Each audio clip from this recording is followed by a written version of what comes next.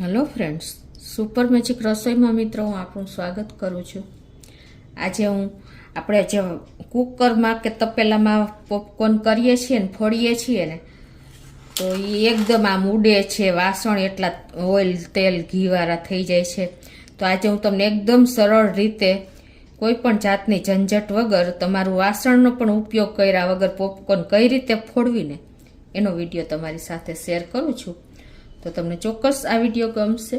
ગમે તો લાઈક કરજો, શેર કરજો અને સબસ્ક્રાઈબ કરવાનું તો ભૂલતા જ નહીં. અને મિત્રો બાજુમાં રહેલું બેલ આઇકનને પણ પ્રેસ કરજો, જેથી કરીને લેટેસ્ટ વિડીયોની માહિતી તમને મળતી રહે. તો હવે એના માટે આપણે સિલ્વર ફોઇલ લેશું. તમારે જેટલી પોપકોર્ન ફોડવી હોય ને એ પ્રમાણે તમારે એને કટિંગ કરી લેવાની છે. તો અત્યારે હું થોડીક જ તમને બતાવું છું.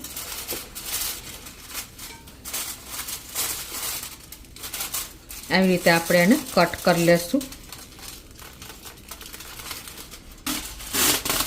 તો આ રીતે જો આપણે ખોલી લીધી છે. હવે આપણે શું કરવાનું છે કે આ રીતે આમાં પોપકોર્ન નાખી દેવાની છે. કે આપણે મકાઈ આવે છે ને આ રીતની આપણે ફોડવા માટેની તૈયાર આવે છે, એને જ આપણે આ રીતે જેટલી તમારે કરવાની હોય એ પ્રમાણે અત્યારે હું 1/4 કપ જેટલી લઉં છું. અને એમાં આપણે જે બટર ઘી જે નાખતા હોય નાખી દેવાનું. પછી આપણે આ રીતે બટર કે ઘી, અત્યારે હું ઘી નાખું છું અડધી ટીસ્પૂન જેવું. અને 1/4 ટીસ્પૂન જેવી આપણે હળદર પણ નાખી દેશું. અને અડધી ટીસ્પૂન જેવો મરી પાવડર નાખી દેશું. આ ઓપ્શનલ છે, તમે ઓરેગાનો કે જે પણ કાંઈ નાખવું હોય નાખી શકો છો, પણ આ ફ્લેવર વધારે સરસ પોપકોર્નમાં લાગે છે. તમે આ સ્ટેજે ચીઝ નાખવું હોય તો પણ નાખી શકો છો. અને હવે આપણે આને મિક્સ કરી લેશું આ રીતે.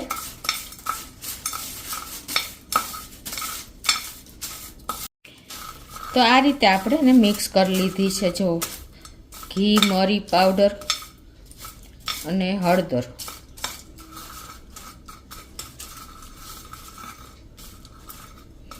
હવે ખાસ તમારે શું કરવાનું છે કે હવે આજે આપણે સિલ્વર ફોઇલ લીધી છે ને એને તમારે આવી રીતે 2 પાર્ટમાં કરવી હોય તો પણ ચાલે. અત્યારે હું આ રીતે જ એને બેન્ડ કરી દઉં છું.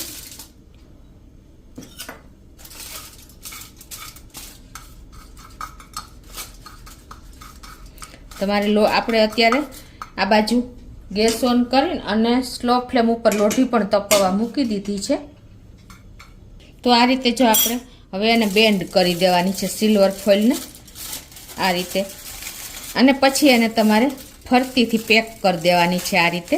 આવી રીતે બેન્ડ કરી અને એની બોર્ડર પણ બેન્ડ કરીને એકદમ પેક કરી દેવાની છે.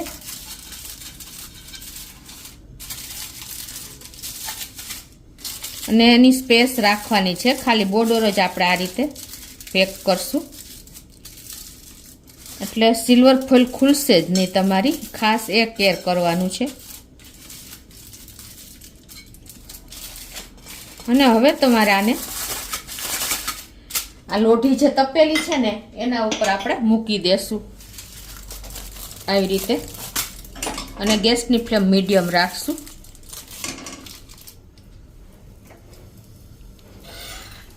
હવે આને આપણે અંદર ને અંદર પોપકોર્ન ફૂટશે, એટલે આપણું વાસણ પણ નહીં બગડે, આપણે કોઈ જાતની પોપકોર્ન પણ નહીં ઉડે અને ઇઝીલી આપણી પોપકોર્ન તૈયાર થઈ જશે.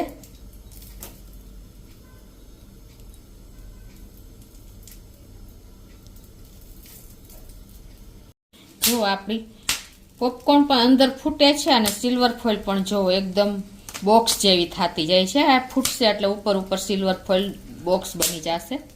તો મિત્રો જો એકદમ આપણું સિલ્વર ફોઇલનું બોક્સ બની ગયું છે, કેમ કે અંદર પોપકોર્ન ફૂટે ને એટલે ફોઇલ આપણે ઊંચી થતી જાય, એટલે કે આમ ફૂલતી જાય. જો અત્યારે તમને એનું ટેક્સચર બતાવી દઉં અને ગેસ બંધ કરી દઉં.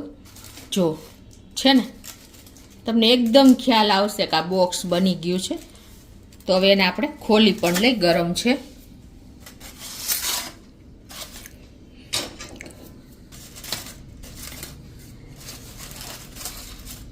મિત્રો આ રીતે તમે ફોડશો ને તો તમારે કોઈ જાતના વાસણ નહીં બગડે અને અંદર જ બધું રેડી થઈ જશે.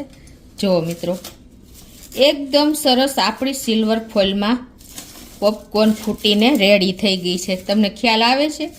જુઓ, છે ને એકદમ ક્રન્ચી અને એકદમ આપણી ફૂલીને બોલ જેવી બની ગઈ છે. તો તમે ચોક્કસ મિત્રો એક વખત આ રીતે સિલ્વર ફોઇલમાં મોટી લોઢી લઈને, નોનસ્ટિક લોઢી હશે તો બેસ્ટ રહેશે, રાખીને અને તમે સિલ્વર ફોઇલને આ રીતે કવર કરીને અને ફોડશો ને તો તમારા વાસણ પણ નહીં બગડે અને બાળકો પણ આ કામ કરી શકશે મિત્રો.